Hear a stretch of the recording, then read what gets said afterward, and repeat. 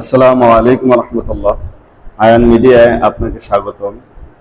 হজরতের কথাগুলো একজন ইমানদারের জন্য কত গুরুত্বপূর্ণ একটু লক্ষ্য করে শুনুন।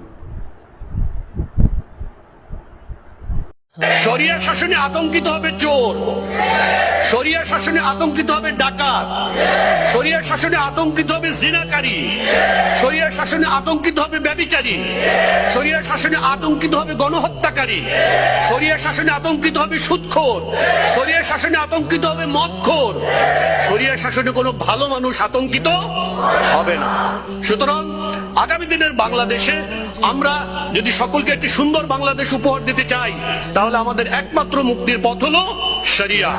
আল্লাহ তাআলা আমাদেরকে তৌফিক দান করুন, আমাদের শেষ রক্তবিন্দু দিয়ে হলেও আল্লাহর এই জমিনে আল্লাহর শরিয়া কায়েম করার তৌফিক দান করুন।